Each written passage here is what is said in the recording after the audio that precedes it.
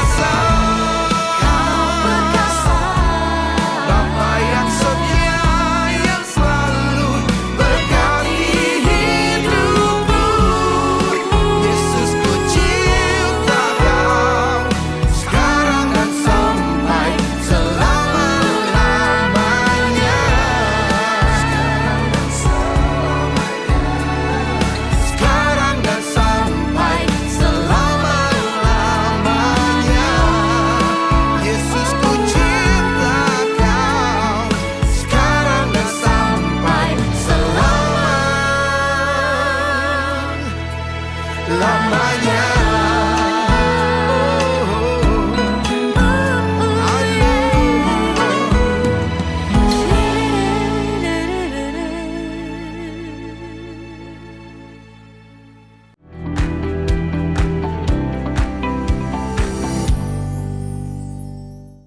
Ya, terpujilah nama Tuhan kita Yesus Kristus. Salam.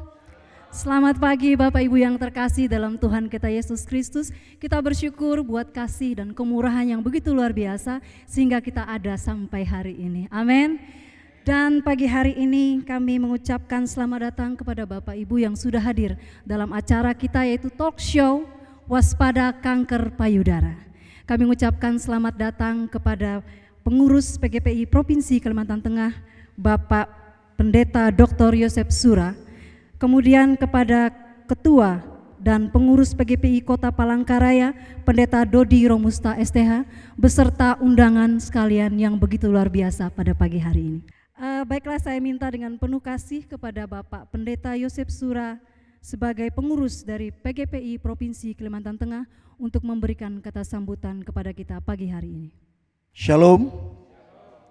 Puji nama Tuhan, pada kesempatan ini kita bersyukur oleh anugerah Tuhan kita boleh ada di tempat ini dalam rangka talk show untuk memahami mengenai kanker payudara yang sudah merebak di masyarakat, bukan hanya di Kalimantan Tengah tetapi di seluruh dunia. Kita sudah melihat bahwa hal ini menjadi ancaman yang luar biasa. Karenanya pada kesempatan ini saya sebagai pengurus, dalam hal ini Wakil Ketua PGPI Provinsi Kalimantan Tengah, mengucap syukur dan berbangga atas terselenggaranya acara ini. Kita tahu semua ini karena campur tangan Tuhan, sehingga acara ini kita bisa lakukan pada saat ini. Dan saya mewakili pengurus PGPI Provinsi Kalimantan Tengah mengapresiasi pengurus PGPI Kota Palangkaraya, dalam hal ini yang diketuai oleh Bapak Pendeta Dodi Romusta Sitepu MTH, yang mempersiapkan acara ini. Dan kita yakin acara ini akan membawa dampak bagi banyak orang.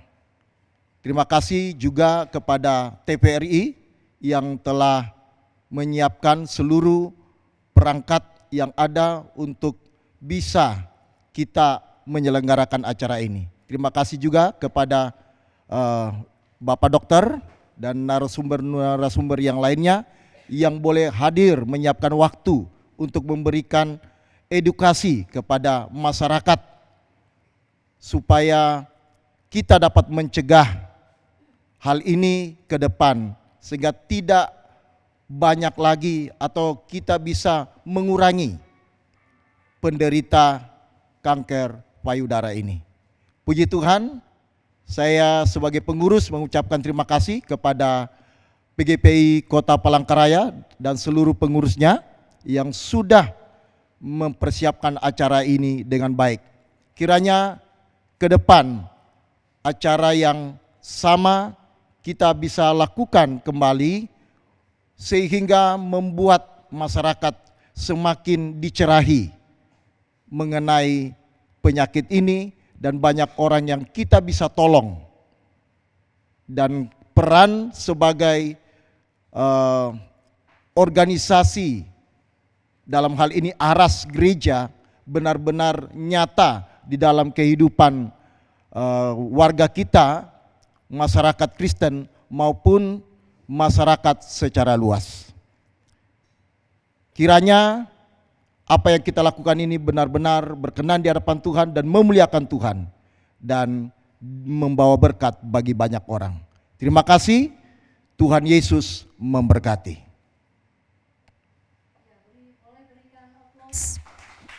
Untuk pengurus PGPI Provinsi Kalimantan Tengah, Pendeta Dr. Yosep Sura. Dan pada pagi hari ini ada hadir bersama dengan kita yaitu narasumber kita yang luar biasa. Kami mohon dengan penuh kasih Pak untuk dapat berdiri. Bapak Dr. Daniel Octavianus Dau, M. Biomed SPB, Sub BSP Onkologi. Ini adalah narasumber kita pada pagi hari ini. Baik, dan selanjutnya kita akan mendengarkan sambutan sekaligus membuka acara kita ini oleh Ketua PGPI Kota Palangkaraya, Pendeta Dodi Romusta Sitepu MTH. Kami persilakan.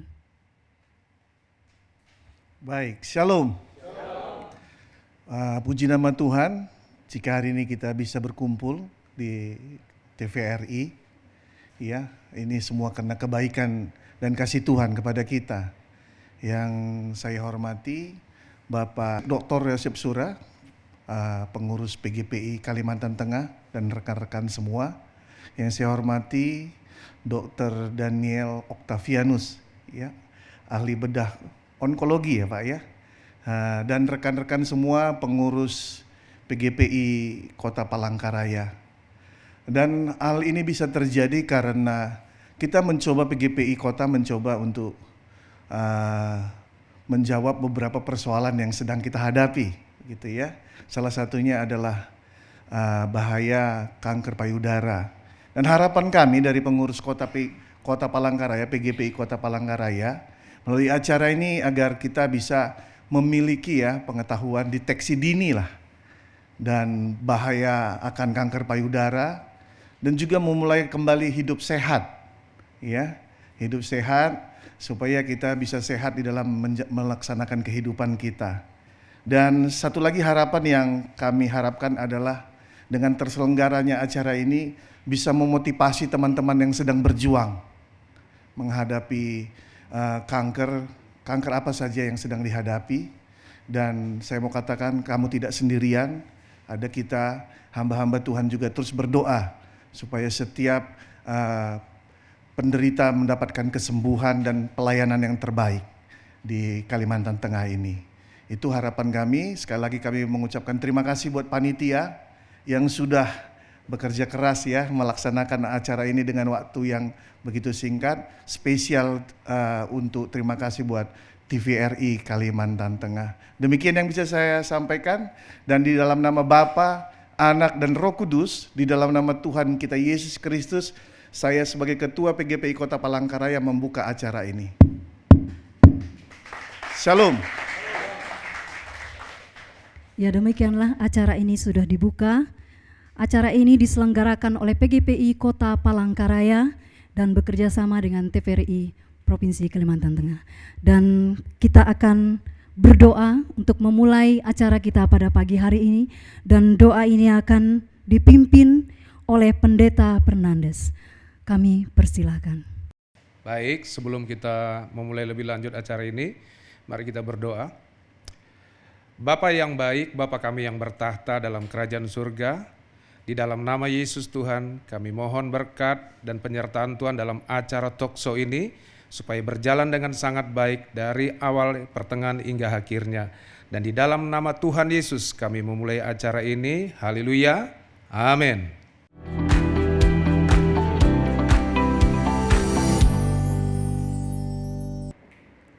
Halo pemirsa TVRI Kalimantan Tengah dimanapun Anda berada, senang sekali saya Jessica Maria Fernanda kembali hadir menjumpai Anda. Dan tentunya hari ini edisi spesial kita akan bersama bertemu dalam talk show mengenai bagaimana mewaspadai bahaya kanker payudara. Dan juga ini adalah salah satu program yang disusun oleh PGPI Kota Palangkaraya, di mana ini juga menjadi salah satu hadirnya PGPI Kota Palangkaraya untuk masyarakat Kota Palangkaraya, khususnya para anggota. Nah, dan juga telah hadir di sini selain narasumber yang luar biasa, di sini juga telah hadir audiens kita dari Aras PGPI Kota Palangkaraya. Boleh saya dengar tepuk tangannya? Luar biasa sekali pemirsa, hari ini kita akan bersama membahas mengenai waspada kanker payudara bersama dengan Dr. Daniel. Selamat pagi Bapak. Selamat pagi. Wah, luar biasa sekali hari ini bisa berbincang bersama dengan Dr. Daniel. Kita kan mengenai talk show hari ini adalah waspada bahaya kanker payudara sendiri. Mungkin bisa dijelaskan definisi dari kanker payudara itu sendiri, Dok? Oke. Jadi kita harus tahu dulu antara dua ya, antara tumor dan kanker. Tumor itu sendiri adalah pertumbuhan sel yang abnormal dalam sebuah jaringan. Kan dia ada dua macam, yaitu ada tumor yang jinak namanya tumor biasa, benign, atau yang tumor ganas dibilang kanker. Nah itu dulu, kita harus tahu dulu dasarnya. Kemudian apa itu kanker payudara? Adalah perubahan sel yang abnormal pada jaringan payudara, baik itu dari kelenjarnya maupun salurannya. Jadi kanker payudara adalah kanker di saluran payudara dan kelenjarnya. Itu dulu yang kita harus pahami. Jadi ini sebenarnya memang ada terbagi menjadi dua ya dok ya. Ada yang tumor sedang atau tidak ganas, ada yang ganas. Iya, jadi kita harus tahu juga dulu bahwa semua benjolan di payudara apakah itu ganas? Enggak selalu gitu. Jadi kita harus tahu dulu itu bahwa tumor itu ada dua macam, jinak maupun ganas. Yang kita akan bahas di sini adalah tentang apa itu kanker payudara. Itu yang akan kita tekan kemana. Nah, kemudian ini kalau misalnya boleh tahu juga ini penyebab utama atau faktor yang sering kali memicu adanya munculnya kanker payudara ini apa dok? Berbagai macam faktor, baik itu dari genetik, baik itu dari pola hidup, dan juga dari hormonal dia sendiri. Nah, seperti itu. Nah, bagaimana kita tahu untuk penyebab kankernya? Sebenarnya penyebab kanker itu 80% tidak diketahui, tapi 20-30% kita ketahui, baik itu dari genetiknya, dari perubahan pola hidup, maupun juga dari pola makan. Artinya memang kalau misalkan ada memiliki genetik yang pernah memiliki riwayat kanker payudara akan bisa terindikasi juga ya dok ya? Iya, jadi salah satu pemicu. Sebenarnya untuk genetik itu cuman kurang dari 10% angka kejadiannya. Jadi kalau ketika ada orang tua, ibu, nenek atau juga tante yang terserang kanker, kemungkinan keturunannya akan menderita kanker gitu loh. Jadi kurang dari 10% lah. Jadi nggak usah terlalu takut untuk hal itu. Kalau untuk faktor lingkungan dan juga gaya hidup seperti apa dok? Ya faktor lingkungan ya pasti kemungkinan ada. Kalau dibilang pengaruh dari pola hidupnya, dari lingkungannya, dari makanannya, stres, itu juga sangat berperan penting juga, dan berperan banyak gitu loh. Orang-orang yang hidupnya terlalu banyak beban gitu ya, maksudnya hidup kita pasti banyak beban, tapi kalau dia terlalu stres itu merangsang lah itu, membuat daya tahan tubuhnya jadi rendah, jadi gampang terkena kanker sendiri gitu. Dok, ini kan kita tahu ya, pada umumnya memang kebanyakan yang terkena kanker payudara ini adalah wanita. Iya. Nah, sejauh ini apakah pria juga bisa terindikasi? 1%. 1%. 1% dari angka kejadian kanker payudara adalah diidap oleh laki-laki juga. Berarti Jadi sejauh ini memang ada kasus seperti itu? ada tapi sedikit gitu ya. Jadi 1% dari 100 cuman satu lah orang gitu. Tapi tetap ada, tapi itulah makanya jangan juga laki-laki ini tidak waspada atau tidak aware terhadap tubuhnya gitu. Jadi memang ada persentasenya, Iya. meskipun hanya 1% Iya, ya dok betul, ya. 1%. Dengan cara seperti dokter sampaikan tadi, menjaga pola hidup, gaya hidup, iya. dan juga pasti ini juga menjadi salah Kendalikan satu stres juga. deteksi Iya. untuk Jadi- mencegah adanya. Nah, kemudian dok, ini kalau kita bisa melihat usia berapa resiko kanker payudara ini mulai meningkat secara signifikan? Di atas 40 tahun biasanya tuh angka kanker payudara itu sangat meningkat, 40 sampai 60 tahun. Di atas 60 tahun itu sangat tinggi angka kejadiannya gitu. Tapi apakah yang di bawah itu resiko tidak terkena kanker? Ada juga gitu, tapi kecil. Biasanya di atas 40 tahun. Gejala atau deteksi dini dari diri kita sendiri seperti apa dok? Oke, jadi ini penting dan wajib kita tahu bahwa bagaimana cara mendeteksi dini pada kanker payudara, tumor payudara. Ya adalah sadari namanya, pemeriksaan payudara sendiri. Bagaimana caranya?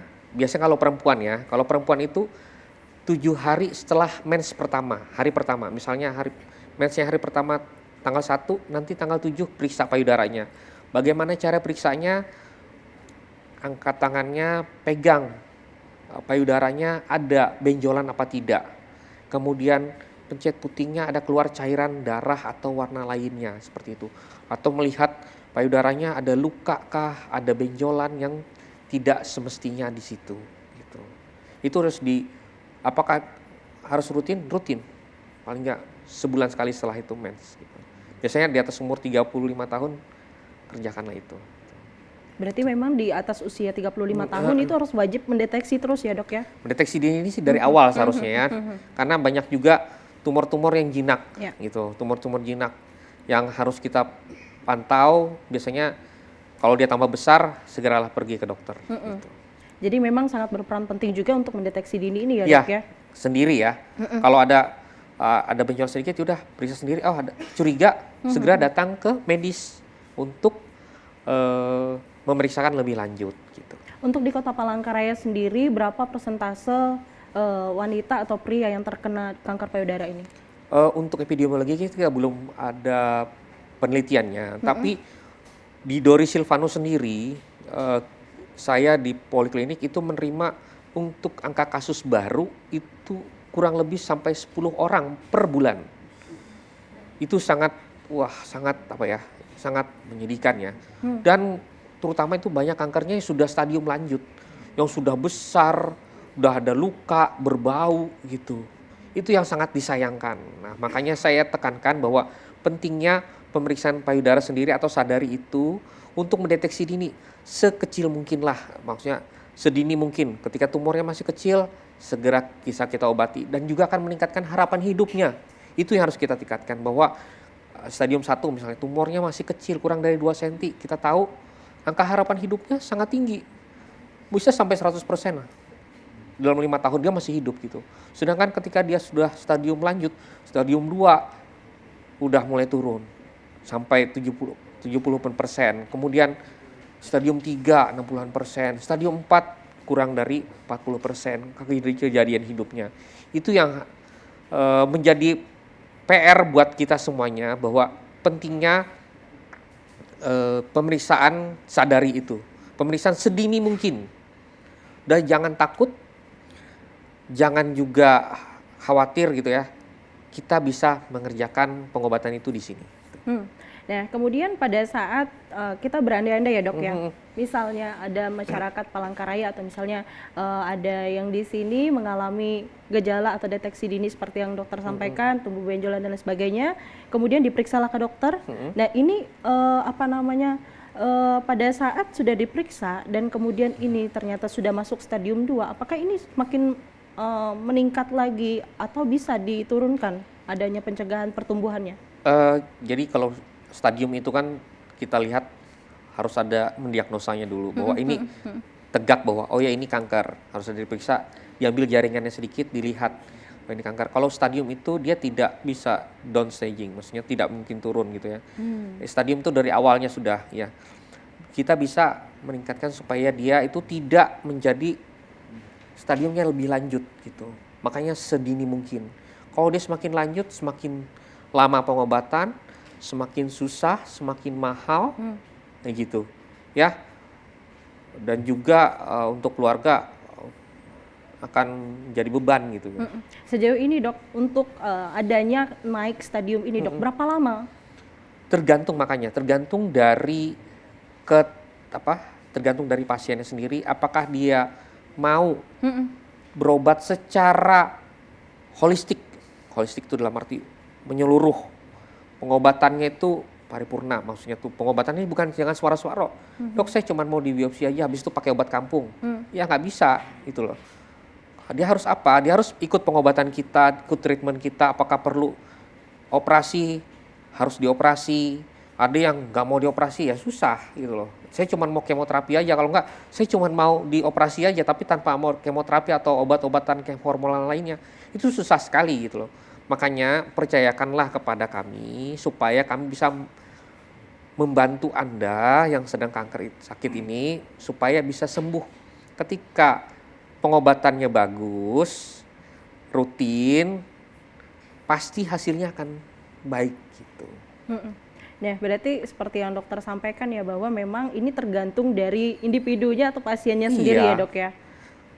Nah dok, ini kan kita tahu ya dok ya, tadi juga dokter sudah sampaikan ada beberapa jenis dari kanker payudara ini. Bagaimana sih dok sebenarnya jenis prognosis dan juga pilihan terapinya dari diagnosa yang kita dapatkan? prognosisnya saya bilang tadi itu ya. Jadi prognosisnya itu ketika dia sudah stadium, tergantung stadiumnya. Karena prognosisnya stadium lanjut, stadium 4 ya agak susah kita. Kita cuman pengobatannya paliatif namanya. Untuk dia mengobati sampai hilang sama sekali itu sangat kecil.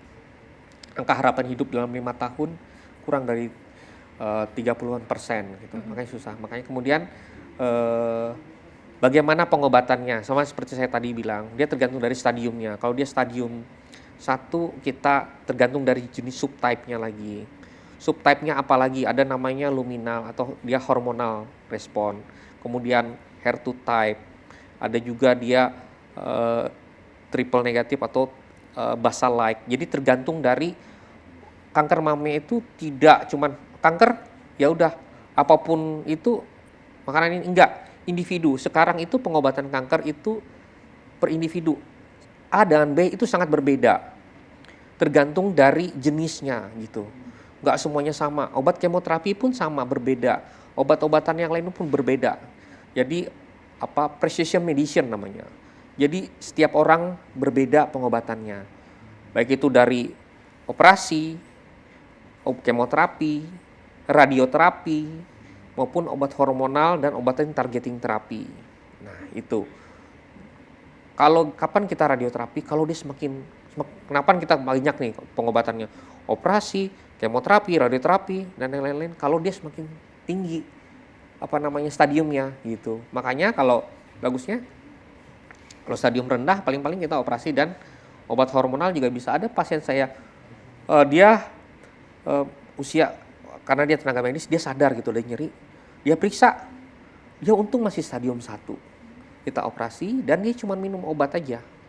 Nggak perlu sampai kemoterapi gitu. Tergantung subtype-nya. Makanya jangan takut gitu loh. Segeralah datang berobat, kami siap membantu.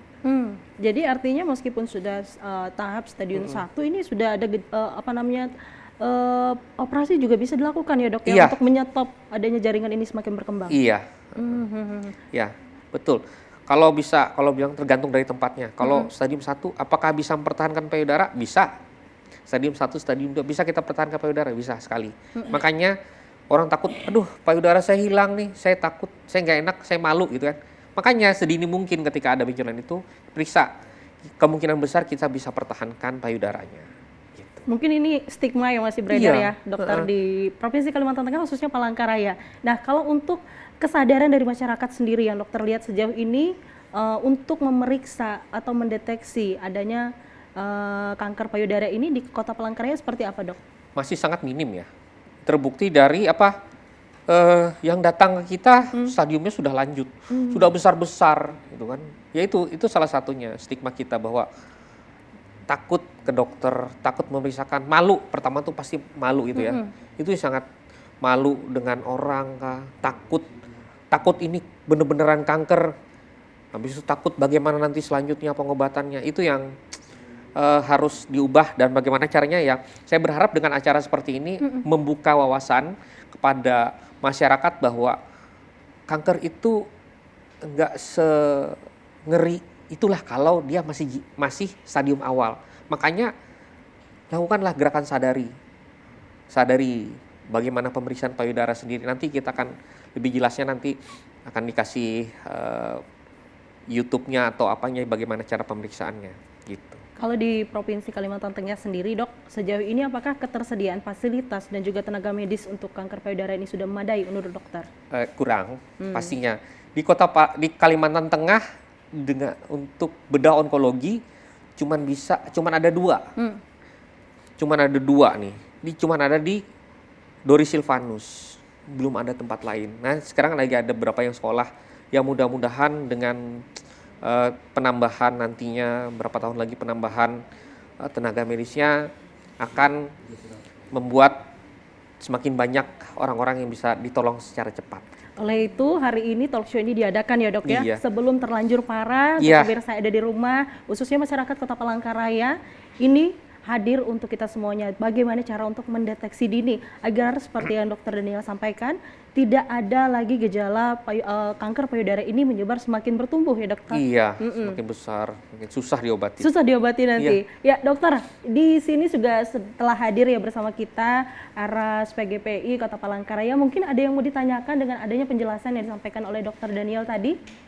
Boleh silahkan Ibu atau Bapak, karena tadi seperti yang disampaikan Dokter Daniel, tidak hanya perempuan ternyata yang memiliki resiko ini, tapi pria juga. Boleh silahkan? Gimana Ibu? Oke, sebentar.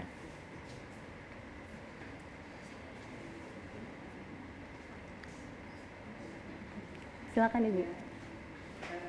Halo, terima kasih atas kesempatannya.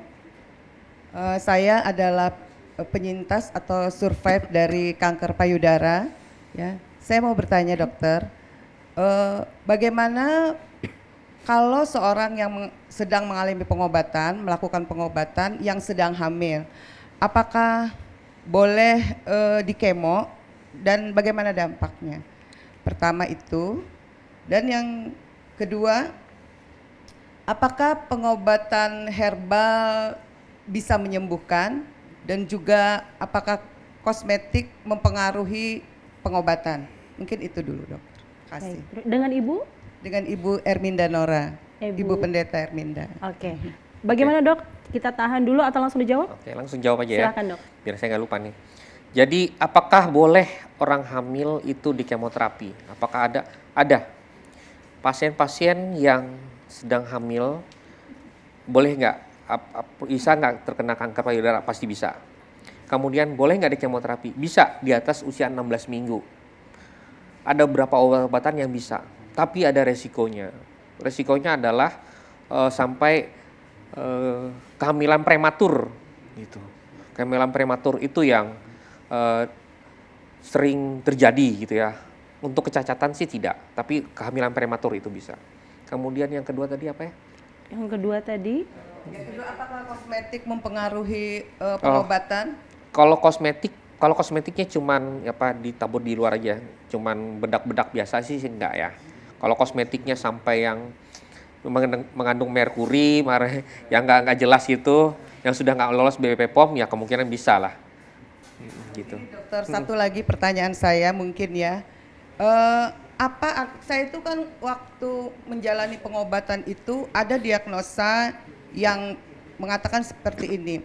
R positif, PR positif, HER2 negatif, K69 possession, terus itu kemudian dinyatakan juga luminal B HER2 negatif.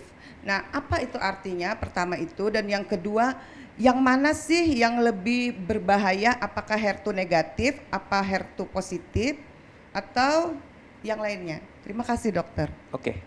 Untuk ER/PR itu maksudnya adalah estrogen dan progesteron reseptor. ER dan PR itu hormonal ya. Jadi dia kankernya itu diakibatkan karena hormonal.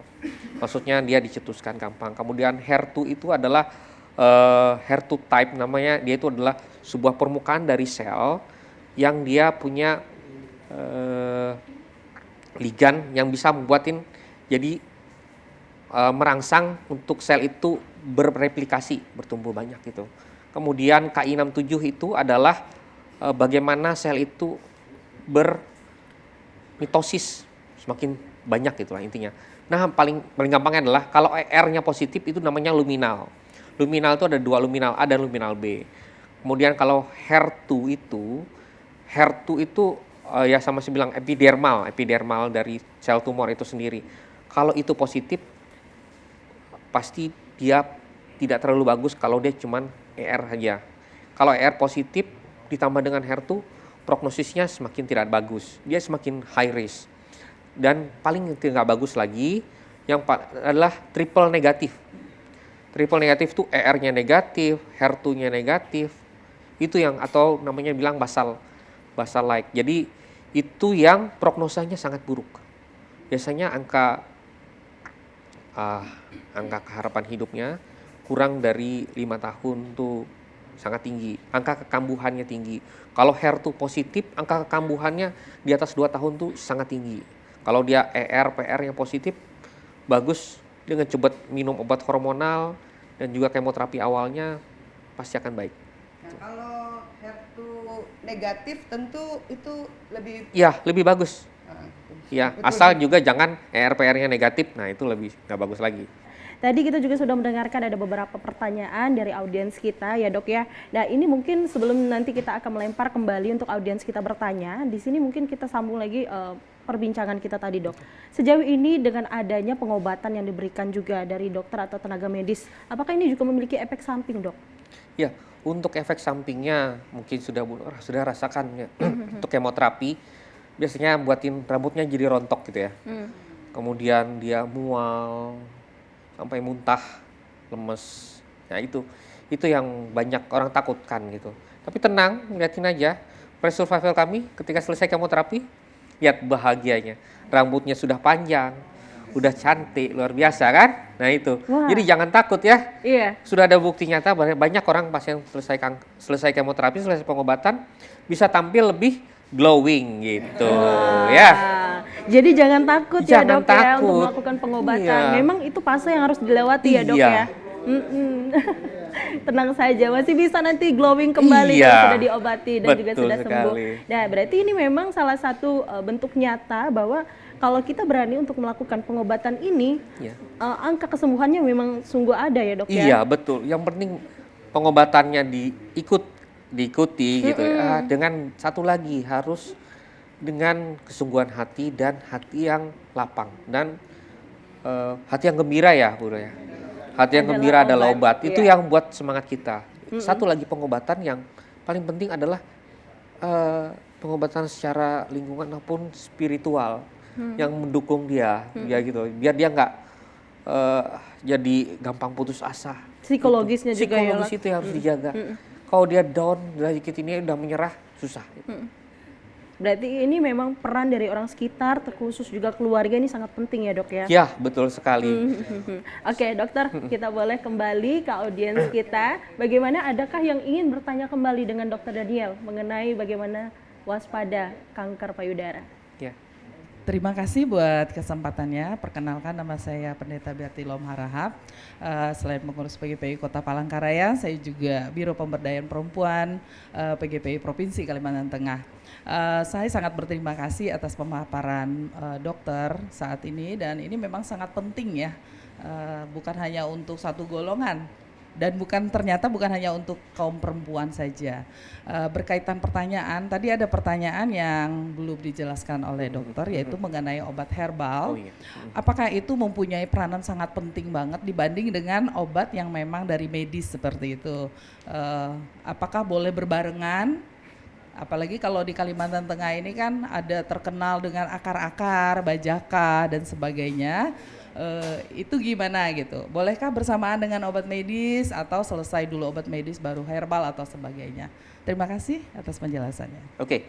Kelemahan kita adalah kekayaan tradisional kita belum ada penelitian yang lebih bagus. Itu yang kurangnya. Mungkin kita perlu untuk penelitian itu. Apakah bagusnya? Kan kita belum tahu dosisnya seperti apa.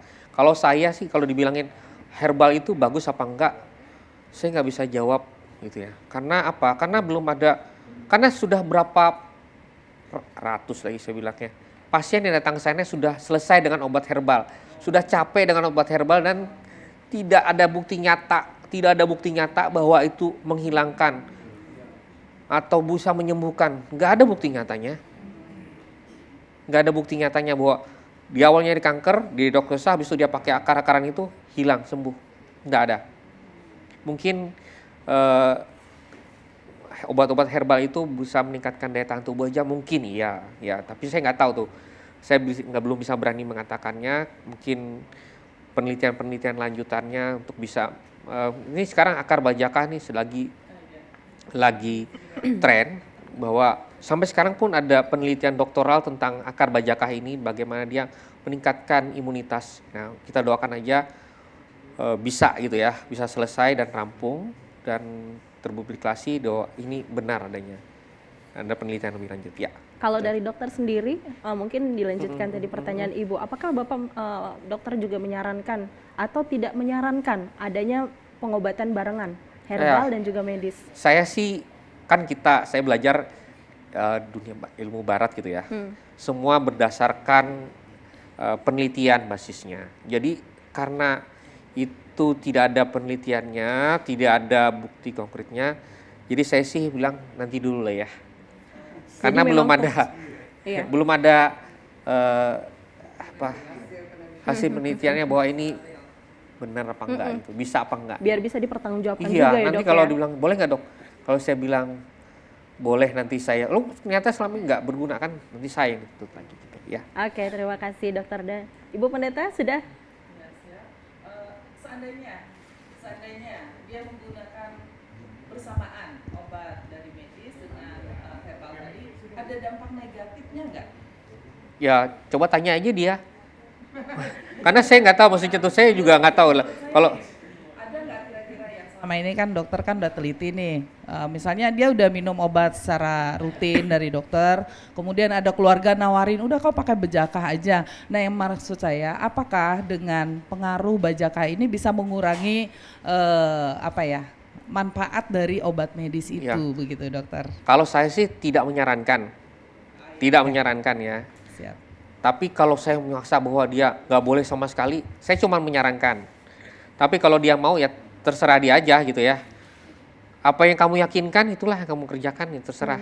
Tapi saya intinya tidak menyarankan. Mungkin ini yang perlu didengar oleh masyarakat Iya. secara umum, karena banyak masih yang punya Stigma, iya. Iya betul. terima kasih. Iya. Oke, Ibu Pendeta kembali silakan. Saya menanggapi ya sedikit ya, karena saya di Yayasan Peduli Kanker Panduhub dan saya juga banyak kontak dengan teman-teman yang sakit dan melihat banyak kasus juga yang seperti Ibu Pendeta Bertilom tadi katakan, mereka melakukan pengobatan medis dan juga melakukan pengobatan herbal. Dan yang saya lihat itu sangat tidak membantu. Mungkin mereka rasa itu membantu padahal tidak. Dan kenyataan yang saya lihat kondisi mereka semakin menurun.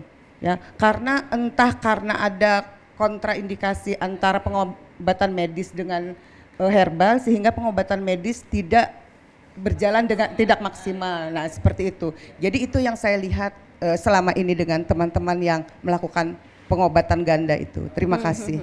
Oke, Bu Pendeta. Tadi sudah dijelaskan ya dok Iya. ya, karena memang seperti yang dokter juga sampaikan bahwa belum ada sejauh ini penelitian yang mengatakan bahwa obat herbal ini bisa menyembuhkan ya dok. Iya. Jadi memang ini juga menjadi salah satu mungkin wawasan baru untuk masyarakat dan juga pemirsa yang menyaksikan bahwa seperti yang dokter tadi sampaikan, silahkan ikuti perawatan medis terlebih dahulu. Iya. Ya, selanjutnya apakah ada lagi audiens yang ingin bertanya? Silahkan Bapak. Baik, terima kasih dokter. Saya Pendeta Charles Jimat, saya mau bertanya, seberapa besar harapan hidup bagi pasien yang terkena kanker payudara selama pengobatan, dan berapa besar pula harapan hidupnya setelah dia menjalani pengobatan? Mungkin itu saja dokter. Oke. Pengobatan, selama pengobatan dan setelah pengobatan gitu ya. Kalau makanya saya bilang tergantung dari stadiumnya.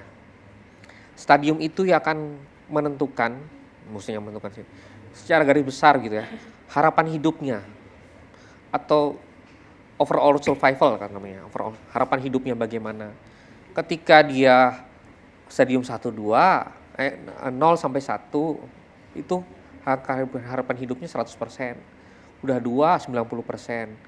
Habis itu 3 70-an%. Kemudian stadium 4 di bawah 40-an%. Nah, seperti itu. Maksudnya dalam waktu 5 tahun yang bertahan hidup itu cuman 45 orang dari 100 orang. Ya itulah maksudnya, semakin turun kalau dia stadium lanjut. Tapi kalau dia pengobatannya bagus gitu ya, dia akan meningkatkan harapan hidupnya. Tapi ya tetap stadium 4 itu biarpun kita pengobatan yang luar biasa, apakah bisa aja gitu, sembuh total bisa. Tapi kebanyakan enggak gitu. Tapi satu ingat bahwa pengobatan ini meningkatkan harapan hidupnya. Dari awalnya cuman 70% jadi naik lagi ke 90% gitu. Jadi pengobatan ini meningkatkan harapan hidup gitu. Ya. Bagaimana Bapak Pendeta? Sudah puas? Selanjutnya ada lagi audiens? Silakan Ibu. Ya. Terima kasih atas waktu diberikan buat saya. Salam. Shalom. Saya Bu Sosensi dari Dinas Pendidikan Kota Palangkaraya. Ingin menanyakan dok, tadi Pak Dokter katakan bahwa kemungkinan besar untuk para laki-laki itu 1%. Nah, walaupun 1%, saya kira itu juga sangat penting. Jadi bagaimana caranya mendeteksi secara dini untuk yang laki-laki? Yang kedua, apakah ada melalui pakaian atau bra yang digunakan oleh kaum perempuan itu ada indikasi itu enggak gitu? Pengaruhnya gitu ya? Pengaruhnya gitu, ada pengaruhnya enggak seperti itu? Sekian dan terima kasih. Oke. Untuk yang laki-laki ya sama seperti tadi ya. Ketika peganglah ya payudaranya, nggak hanya setiap hari juga gitu. Pasti merasanya berbeda gitu ya. Apalagi kalau yang agak-agak sedikit besar badannya. Berlebih itu payudaranya agak besar juga. Pegang aja, rasanya gimana. Biasanya ada nyeri atau ada benjolan, segera periksa gitu ya. Kemudian untuk yang keduanya tadi tuh. Untuk kedua tadi. Untuk pakai bra, Iya. branya pakai kawat nggak pakai kawat sama aja, nggak pengaruh dia. Itu cuman hoax lagi apa? Ya itu cuman kata orang aja lah. Itu tidak terbukti gitu lah. Bahwa itu Mitos tidak ya, Dok, ya? mitos. Itu hanya mitos saja. Iya. Oke, bagaimana Bu Pendeta? Iya, berarti sudah puas ya Bu ya. Nah, kemudian ada lagi audiens yang mau bertanya, silakan Ibu. Selamat pagi Pak. Iya, selamat pagi. Terima kasih buat kesempatan yang diberikan. Nama saya Deborah Cornelia, saya dari GPI Jalan Suci. Yang saya ingin tanyakan kan tadi dijelaskan bahwa sel kanker ini kan dia semacam sel yang hidup dan berkembang.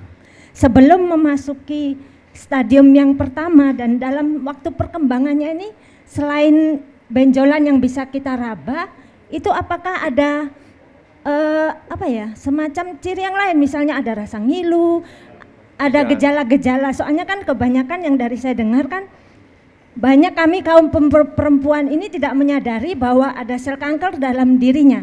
Tiba-tiba sudah masuk stadium 3 atau stadium berapa tanpa ada satu gejala. Jadi sebelum memasuki stadium itu apakah ada rasa nggak nyaman yang timbul sebelumnya supaya kami ini bisa juga mengerti dan memahami.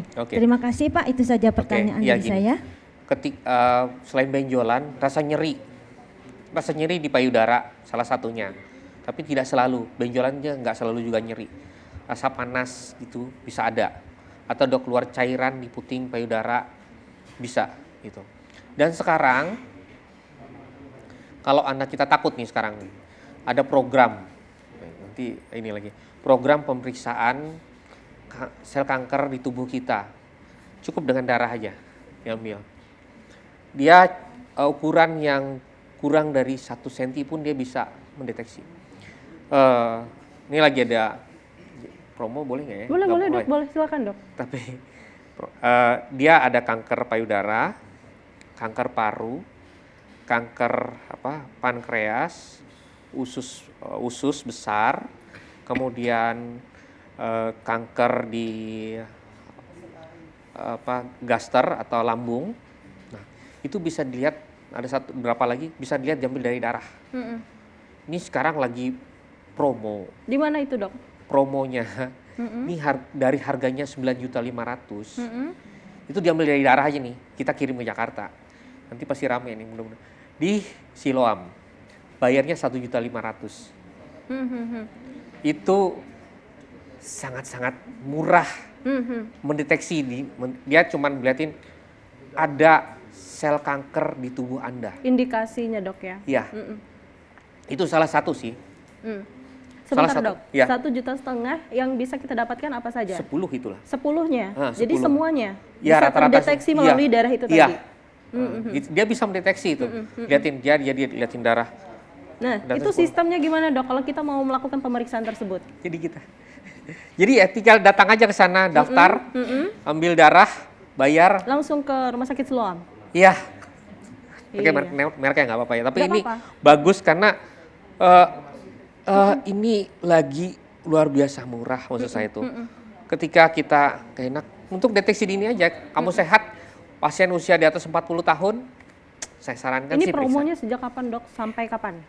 Nggak apa-apa dok, soalnya ini juga menjadi salah satu informasi untuk masyarakat Palangkaraya, mungkin ada yang berminat. Ya sampai 31 Oktober. 31 Dari sekarang Oktober sih. ya. Rame nanti sebelum. Iya.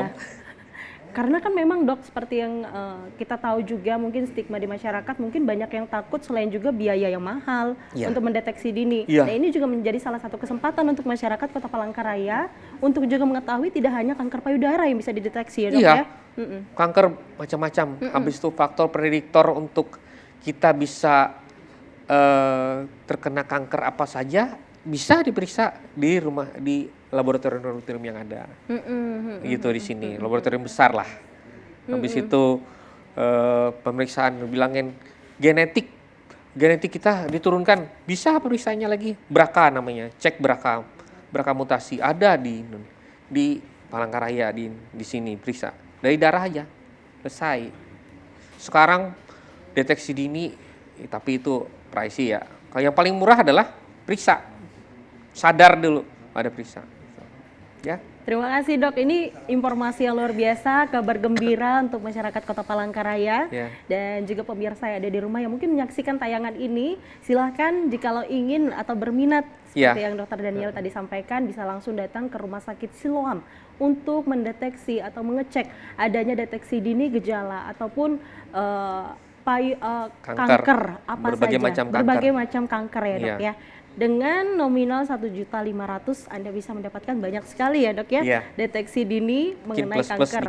Iya, yang ada di dalam diri Anda. Nah selanjutnya ada lagi audiens yang mau bertanya. Ya baik, saya Yosef Sura ingin bertanya dok, sejauh mana pentingnya psikologi dari penderita dan sejauh mana peran keluarga yang bisa mendorong terhadap pasien yang mengalami sakit kanker ini untuk kesembuhannya.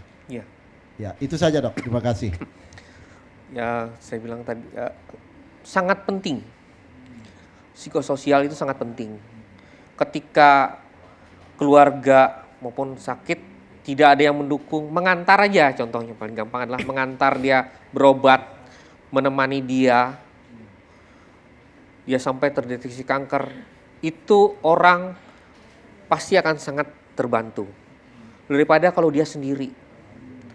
Kalau dia sendiri pasti gampang menyerah, dia gampang sampai bisa sampai dia pasrah, sampai bunuh diri juga bisa. Gitu. Makanya pentingnya sosial, lingkungan keluarga yang baik dan sehat untuk mendukung, mendorong untuk dia berobat. Berobat dan mengikuti pengobatan itu. Kasih semangat. Saya bilang kan, hati yang gembira adalah obat. Kalau lingkungan sekelilingnya negatif terus, aduh nggak bisa dia. Saya ada beberapa pasien tuh orang yang didukung dengan yang nggak didukung sangat jauh hasilnya, gitu ya. Efeknya itu kan obat ini cuman membantu untuk membunuh ketika dia berharap tubuh sendiri untuk meningkatkan pertahanannya dan juga membantu sel-sel yang sehat itu bertumbuh lagi. Nah itu gimana caranya ketika orang stres itu membuat faktor inflamasi namanya dalam tubuh kita, membuat tekanan dari sel imunitas kita itu semakin menurun. Nah itu ketika orang stres ya nggak bahagia, itulah gampang sekali dia sakit satu. Kemudian sel kankernya gampang menyebar, bertumbuh gitu. Makanya pentingnya lingkungan sosial ini untuk mendukung dia lah, buat dia hatinya jadi lebih bersemangat gitu lah. Ya. Mungkin ada satu lagi kami berikan kesempatan untuk audiens yang ingin bertanya. Silakan Bapak. Kenalkan nama saya Pendeta Martin Pinatik. Saya mau bertanya Pak Dokter, yang mungkin ini juga agak sedikit gimana gitu ya, supaya para wanita atau suami istri itu tidak takut atau dan sebagainya begitu. Pertanyaan saya begini, apakah setelah menjalani terapi kanker payudara, misalnya operasi, kemoterapi, lalu radioterapi, seorang pasien masih memungkinkankah mereka melakukan hubungan suami istri yang aman? Ini yang sudah menikah, bagi yang belum menikah tidak usah ya. Adakah hal-hal yang perlu diperhatikan terkait kondisi fisik maupun psikologis bagi pasien kanker payudara setelah mereka diterapi? Begitu. Dan yang terakhir adalah bagaimana cara menjaga kualitas hubungan intim suami istri setelah salah satu pasangan menjalani terapi kanker payudara. Karena ini kan banyak yang saya dengar bahwa ada yang takut begitu, sehingga jangan-jangan terjangkit atau dan sebagainya, kan kita tidak tahu kan. Itu saja Pak Dokter, terima kasih. Terima kasih Bapak Pendeta, luar biasa, ini sepertinya berat pertanyaannya Pak ya. Ya sebenarnya sih, tapi itu kan dalam dunia nyata benar adanya gitu ya. Terapi ya, ketika selesai kemoterapi yang kita harapkan, ketika kemoterapi itu pasien biasanya jadi tidak menstruasi gitu ya. Apalagi kalau yang kita ngomong ini waktu dia sedang menjalani kemoterapi, itu bagaimana hubungan sosial? Ya pasti waktu berhubungan itu pasti akan kering, ya hampir sama kayak dia orang menopause, kering dia. Ya itulah, entah pakai apa gitu ya, atau pakai gel atau apa, itu intinya. Kemudian untuk hubungannya, kemudian bisa nggak setelah kemoterapi itu dia bisa aja, nggak ada masalah kok, ya. Kemudian bagaimana ya ketika pasti karena payudaranya hilang satu, pasti laki-laki kok aneh gitu ya. Ya tapi ya pengertian dari suami yang mendukung bahwa sakit kanker ini harus disupport secara moral gitu. Bukan jadi kamu jadi beban saya, janganlah. Ubah stigma itu. Bukan jadi beban, tapi karena kita adalah pasangan yang seimbang ya, saling menolong satu dengan yang lain. Jadi harus saling menopang bahwa apapun kekuranganmu ya harus diterima, sama seperti kita menikah kan, baik suka maupun duka kan. Nah itulah janji itu yang harus diikuti oleh kita ini semua. Ya itu aja. Ya, bagaimana Semoga, Bapak? Pak. Oke, terima kasih Bapak. Dan selanjutnya ini mungkin Pak Dokter ya, salah satu audiens kita ini adalah salah satu survive yang sudah melewati pengobatan, hingga pada saat ini juga bisa memberikan mungkin ini kesaksian untuk pemirsa yang ada di rumah, bahwa bagi siapapun yang pernah atau memiliki penyakit kanker ini masih ada harapan hidup. Kami persilakan kepada Ibu mungkin mau menyampaikan bagaimana dari awal mula terkena sampai akhirnya berjuang sampai bisa berdiri hingga saat ini. Terima kasih atas kesempatannya. Saya adalah Ibu Pendeta Erminda Nora, seperti tadi saya sudah juga melakukan pertanyaan kepada dokter, dan saya adalah Gembala GBI Kasih Karunia, dan setelah saya menderita kanker dan melalui pengobatan yang disiplin, saya juga membuka Yayasan Peduli Kanker Pandohub. Yang ingin saya sampaikan di sini adalah kita penderita ya bisa beraktivitas dengan normal. Kita yang sudah survive dan menjalankan pengobatan dengan disiplin bisa seperti orang lain dan mungkin bisa lebih daripada orang normal biasanya ya. Dan saya ini adalah penderita kanker stadium 3 sebenarnya ya. Penderita kanker payudara stadium 3, dan gejala awal yang saya alami adalah saya mengalami kelelahan yang tidak normal. Mungkin itu disebabkan imun tubuh saya yang sedang melawan sel kanker di tubuh saya. Itu awalnya. Saya tidak tahu kenapa ya, kok saya capek sekali. Padahal tidak sesuai apa yang saya lakukan aktivitas saya ketika itu. Dan kedua, saya melihat dari puting payudara saya itu ada keluar cairan. Ya. Dan yang ketiga, saya itu mengalami gatal-gatal. Mungkin itu bukan satu tanda spesifik bagi banyak orang, tapi saya mengalami gatal-gatal ya berhubungan dengan imun saya yang sedang melawan kanker. Ketika saya merasa gatal seperti biduran itu di daerah dada, leher dan dada saya, karena itulah saya kepegang. Saya tidak pernah melakukan sadari. Tetapi karena ada seperti biduran, seperti gatal, jadi saya selalu memegang. karena gatal merasa diginiin ya. Nah waktu itulah saya merasakan benjolan ya di payudara saya. Karena semua kakak saya itu adalah penderita kanker, ada yang kanker otak, ada yang hati ya, dan juga 2 orang kakak saya juga penderita kanker payudara, dan dia gagal menjalaninya karena ya pendapat-pendapat dari banyak orang yang untuk tidak melakukan pengobatan medis, dan dia menunda-nunda pengobatan medis ya, dan tidak mau operasi sehubungan dia katakan saya tidak mau kehilangan suaminya, dan akhirnya dia gagal. Nah karena itulah ketika saya merasakan ada benjolan di payudara saya, ya saya melihat contoh dari saudara saya, kakak-kakak perempuan saya, dan banyak orang-orang yang mencintai saya yang mengatakan jangan melakukan pengobatan medis ya, karena kalau melakukan pengobatan medis kena pisau operasi itu pasti akan mati ya. Tetapi karena saya melihat contoh dari kakak saya tidak mau mendengarkan itu, saya mau memiliki hasil, memiliki cara yang berbeda dari kakak-kakak saya dan memiliki hasil yang berbeda. Dan terbukti saat ini saya sudah dapat melewati semua masalah kanker itu, saya sudah survive ya, dan saya saat ini bisa beraktivitas, dan apa yang saya alami ini ya, kesakitan yang selama ini saya alami melalui kanker, saya juga mau mengabdikan diri kepada teman-teman yang juga mengalami sakit. Karena itu kami selain buka yayasan, kami juga membuka rumah singgah, dan dalam hal itu juga kami mohon dukungan juga dari pemerintah daerah kita. Dan yang kemudian saya ingin menanggapi tadi apa yang ditanyakan oleh Bapak Pendeta Martin Pinatik, bagaimana dengan hubungan suami istri. Ya memang betul ya, secara apa ya, gairah atau apa ya, itu memang seperti orang menopause sangat menurun ini ya. Kemudian memang seperti dokter katakan itu vagina juga memang kering ya, tetapi ada hal yang positif juga. Tapi memang seperti itu ya keadaannya ya. Dan secara psikologi memang kami yang stadium 3 ini melalui mastektomi, yaitu pengangkatan payudara. Nah ini sebentar sebelum saya lanjutkan, apakah stadium 3 itu bisa payudaranya tidak diangkat, dokter? Untuk payudara bisa diangkat atau tidak, jadi gini, bisa down staging namanya, diangkat. Jadi kita ketika dia udah besar, misalkan stadium 3 itu dia lebih dari 5 cm tapi kena kulit.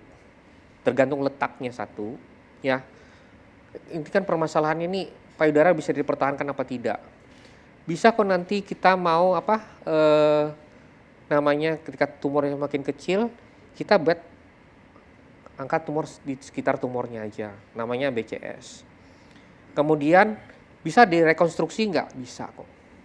Nah kalau saya dulu ya, benjolan saya itu sekitar 5 cm. Dan keadaan secara pandangan payudara saya itu baik, masih bagus lah. Cuman ada sedikit penarikan di daerah puting susu. Nah kalau puting susah.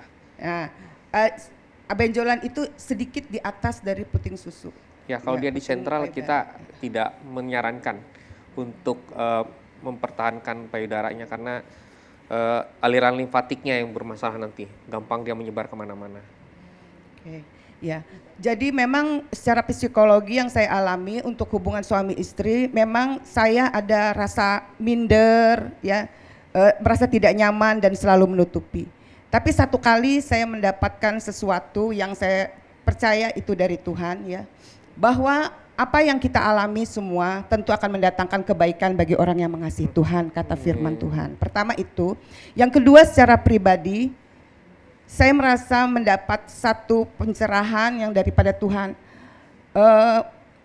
Kanker payudara yang saya alami ini adalah satu panggilan. Jadi saat itulah saya berkata kepada suami saya, aku tidak malu dengan keadaanku.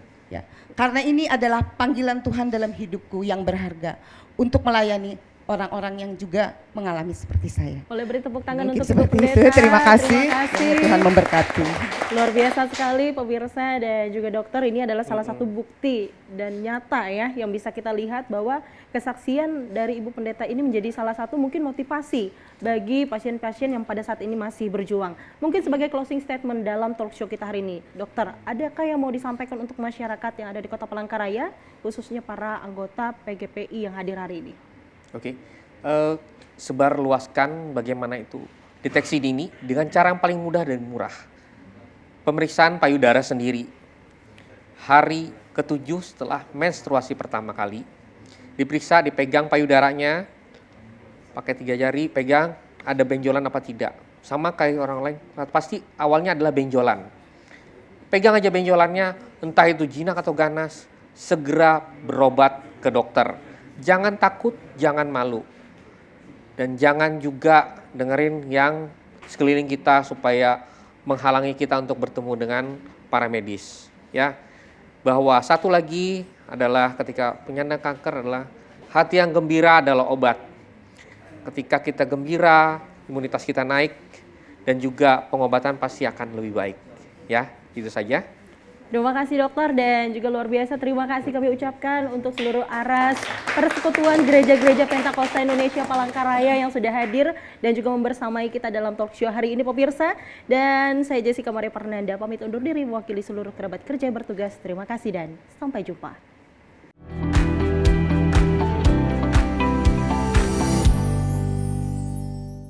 Baiklah, acara kita sudah selesai pada pagi hari ini.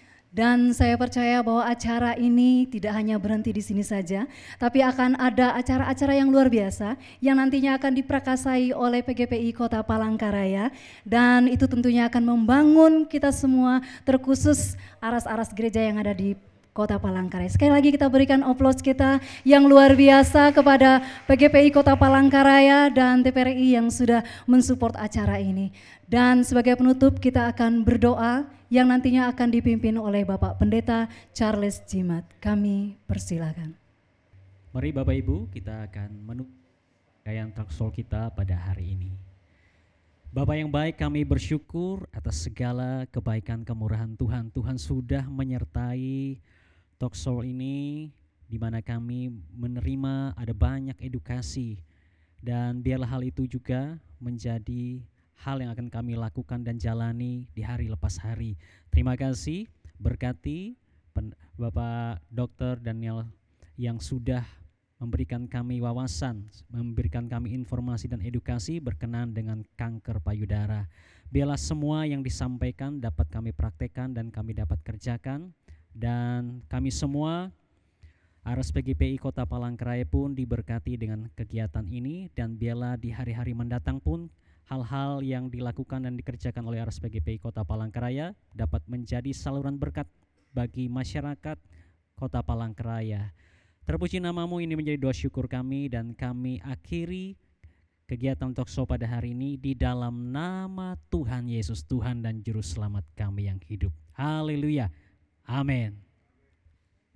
Sudah selesai, silakan bersalam-salaman satu dengan yang lain. Sampai bertemu dalam acara kita selanjutnya, PGPI Kota Palangkaraya. Tuhan Yesus memberkati kita semua.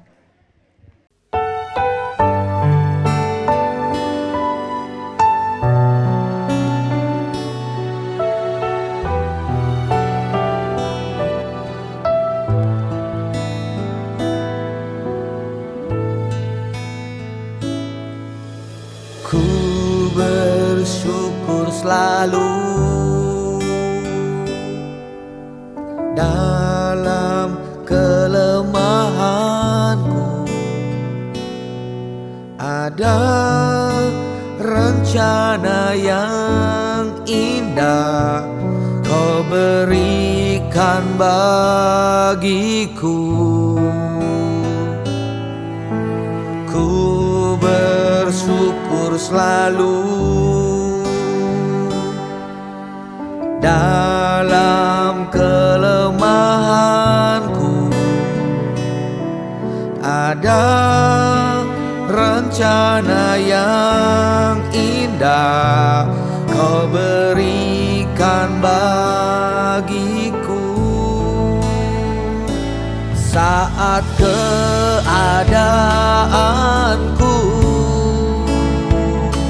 tak sejalan denganku,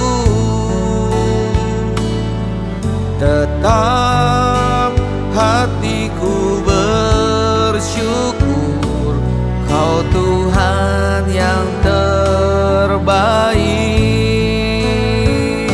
Saat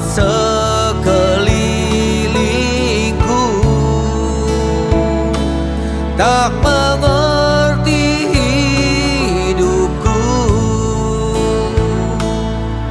tetap hatiku bersyukur, Kau Tuhan yang terbaik.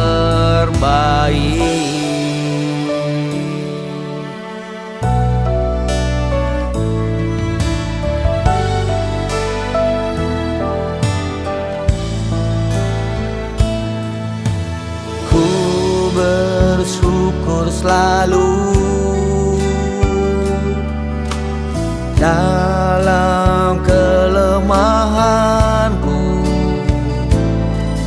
ada rencana yang indah Kau berikan bagiku. Saat keadaanku tak sejalan denganku, tetap hatiku bersyukur, Kau Tuhan yang terbaik. Saat sekelilingku tak mengerti hidupku, tetap hatiku bersyukur, Kau Tuhan yang terbaik.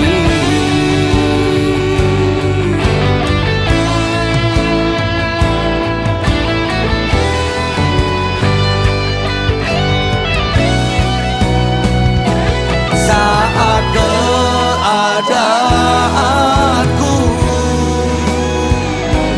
tak sejalan denganku, tetap hatiku bersyukur, Kau Tuhan yang terbaik. Saat sekelilingku tak mengerti hidupku, tetap hatiku bersyukur, Kau Tuhan yang terbaik. Tetap hatiku bersyukur, Kau Tuhan yang terbaik.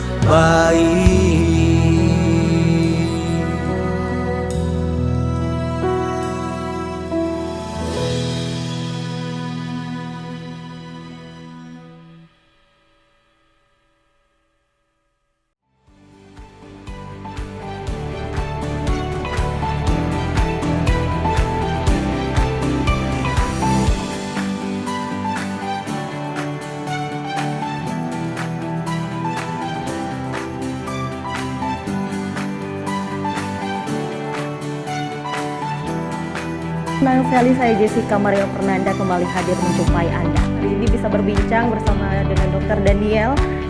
Bahas di sini adalah tentang apa itu kanker payudara.